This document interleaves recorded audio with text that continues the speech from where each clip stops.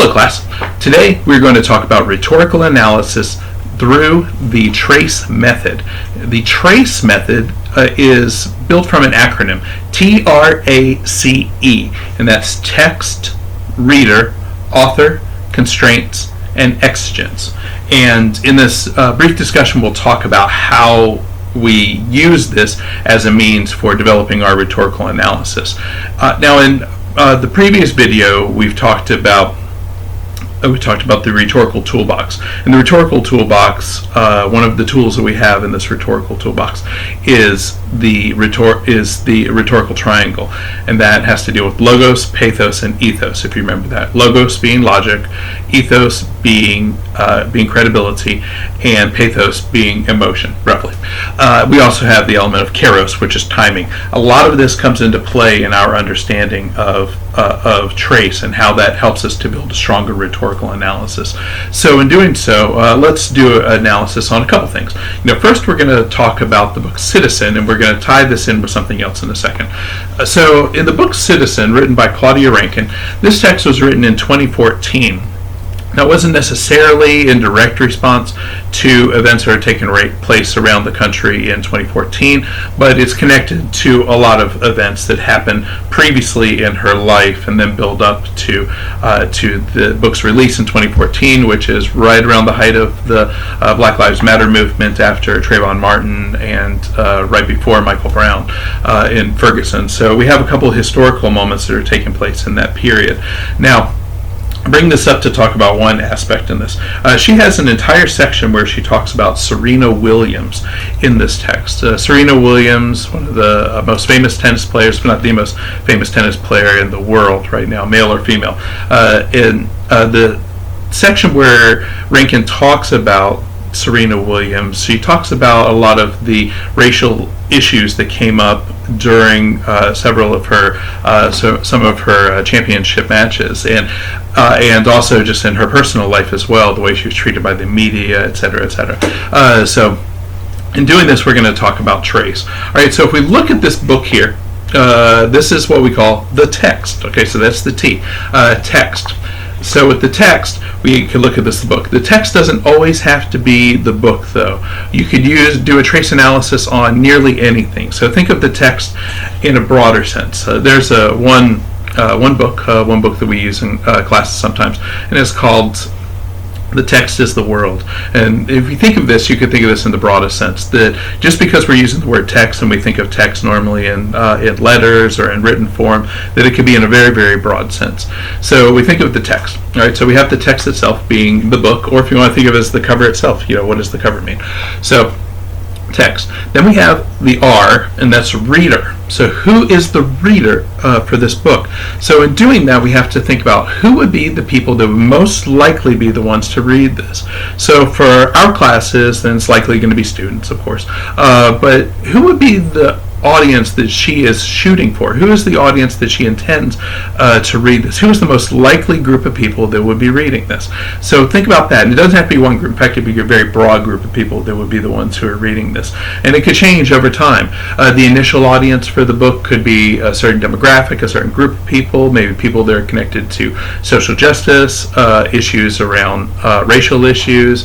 It could be people within African American communities. It could be people that are connected to other communities. So there's a very broad group of people that could be the readers, or simply people who read poetry and people who love poetry or are interested in unique forms such as this, which is written in poetry and in essay form. So there's a lot of audiences possibly for this. So that's the reader. So who is the reader for this? Now the next one is the author. So we have the author, and the author is Claudia Rankine. Claudia Rankine is a professor. She's written other books of poetry. She's well renowned prior to this book, and since this book came out, she is definitely a sensation within the poetry world for sure, but then also within literary circles and also within racial justice circles as well too, because of this book. So we have a number of different ways that we could look at her. And this would entail you doing some more research, you looking up who the author is, finding this person out. And going back even to the reader as well. The publisher of the book is an important aspect of understanding who the reader is going to be. So if the publisher is a small press, then how does that affect who the readers are? If it's a large press, how does that affect who the readers are? So there's a number of different ways. Newspapers, if it's published in a newspaper, if it's published online, who is the reader, and in any of those instances, the one thing I want you to avoid the most is when we think of the reader as being anyone. Clearly almost anyone who could read English could potentially be a reader for this, but you're not likely to see everybody reading this book. So if you know that not everybody's going to be reading this book, then who do you think would be the people who would most likely be reading this? So connecting that back with the author and with the text as well. So who is she intending this book to be written for? And to understand that, you also have to understand a little bit about her. So you're doing research on all of these aspects. So you're looking at the research as much as you can for the time frame that the book came out, the year, the era, what's going on at that moment. Moving on. Then we have constraints. So constraints, if we think of this in the technical sense, constraints would be something that are holding you back. So what would be the things in twofold? What would be the things that would hold Claudia Rankine back in trying to connect directly with her audience? And that's one way to see this. So what would be the things that would prevent Claudia Rankine from connecting with her audience as she's writing this? Language would be an issue. Maybe if this were written as standard prose, then we would look at this in a very different way. The fact that it's written as poetry and the fact that it's written in short pieces means that likely people are going to read through this quicker. So we could see this as as her working with a constraint and then changing it, because clearly when you read this text that she has a lot to say, and she felt that the best way to say this was in the poetic form. She could have written this whole book in prose. This could have been an entire work of standard essays, long essays, and instead it's very short pieces. So when we see this, especially the Serena Williams section, then we get to see the smaller pieces that she's looking at. So what are the constraints? Is it harder to write something that's very complicated in a short piece, or is it easier to write in that way? So these are the things that she's looking at. And then also, what are the constraints that the reader is going to have in being able to understand what is being conveyed? So what is she talking about in this text? She is talking about very heavy, very personal, very emotional racial issues. So what are going to be the constraints in having her write this, and then also having you, the reader, being able to understand what she's saying? Because if you don't understand what she's saying, or you can't connect with what she's saying, then it's hard to make that.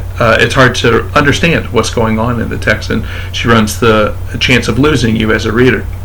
So what are those two things? How do they connect with each other? The constraints, and how is her role as the author changed in trying to make you understand, to help you better understand the work that she's putting together, because that's part of her job in this instance, is to help, to the best of her ability, you to get from here to there, for you to be able to get to the text, to comprehension of the text, to ideally an empathy, being able to sympathize with her as the writer and be able to understand what's happening in here. So again, that goes into the constraints that she faces in doing this.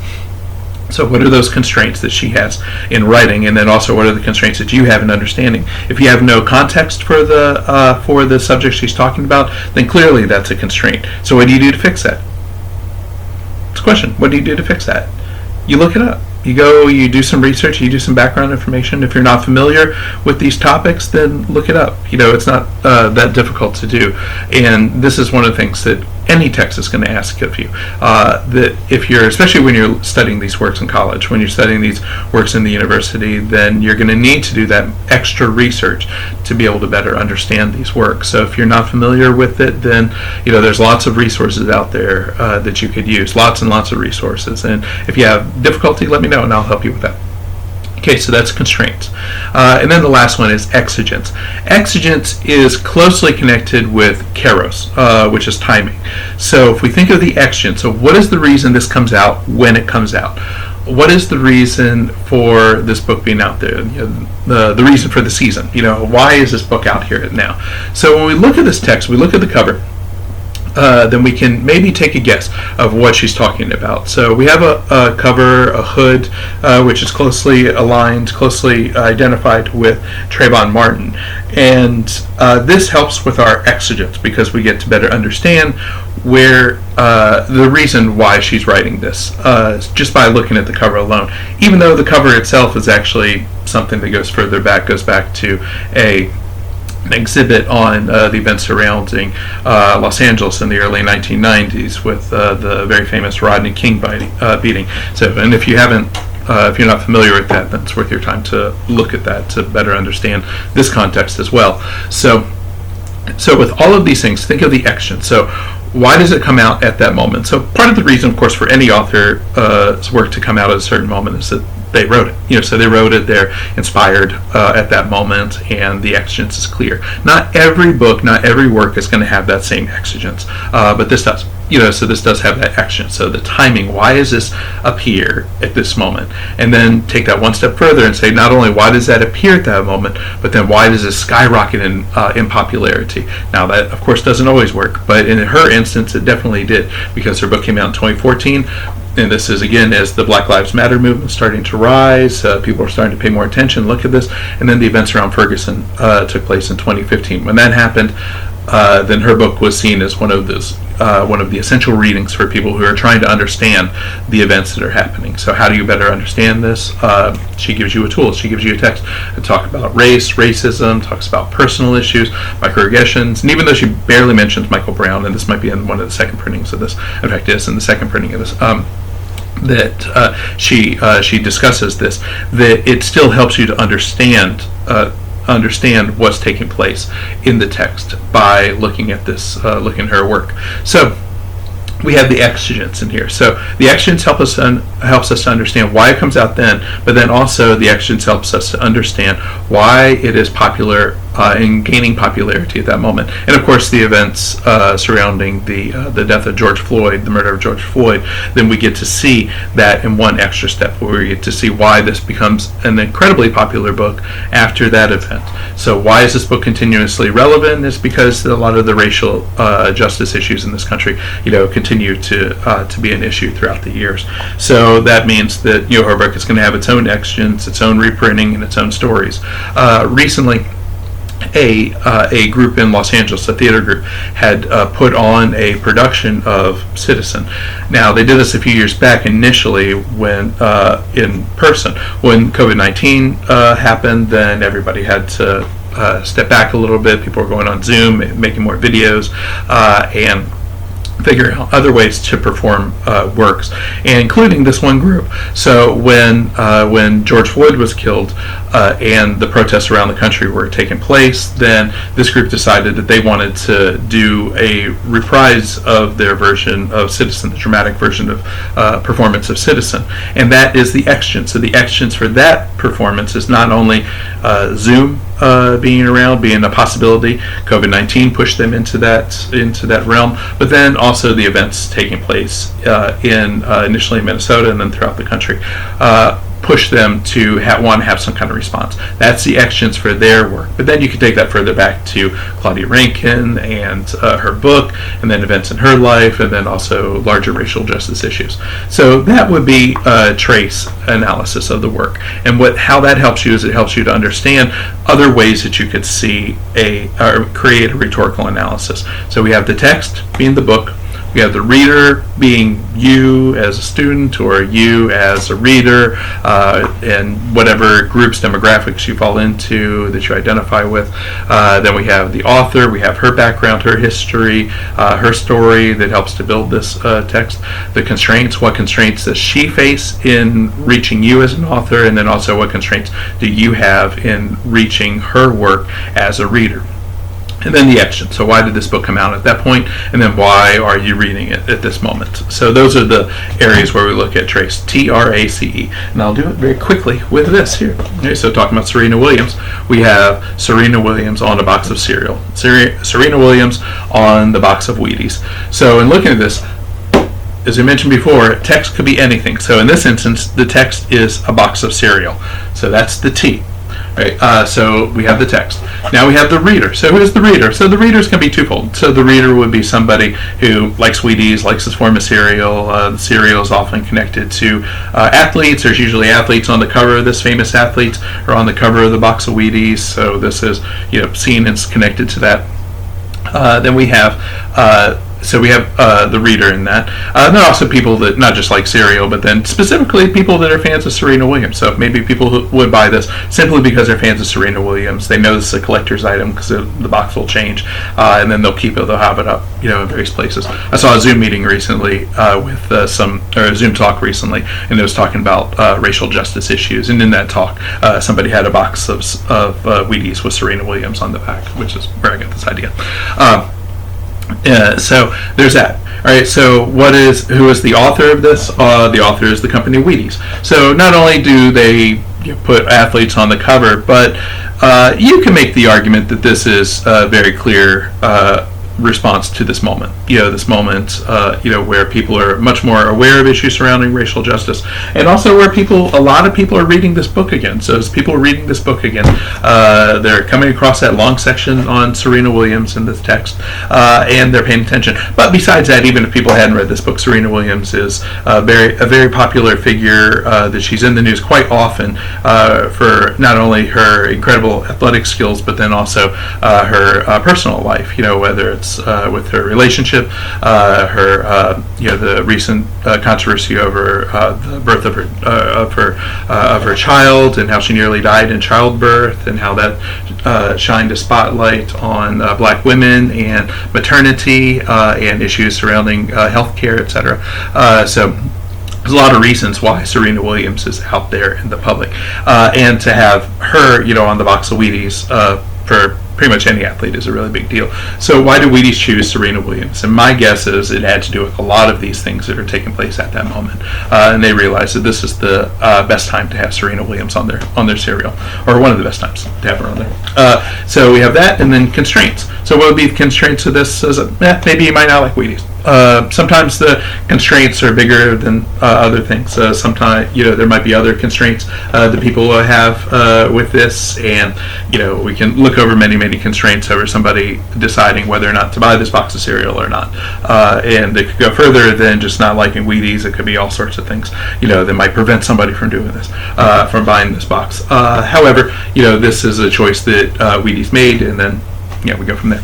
And then the exigence. So why is this happening at this time? And I just talked a little bit about why this is coming out at this moment. And that's my guess, without reading into this too much, that if you take a look at this and you take a look at the times, you understand what's taking place around the country at this moment in particular, then it's not a surprise that Serena Williams is the figure they put on here. That she's certainly earned her place on a box of Wheaties for sure. But there's probably a lot of other things that are taking place around the country that make Serena Williams a clear choice to put on this box and give her this honor to be on this box of Wheaties.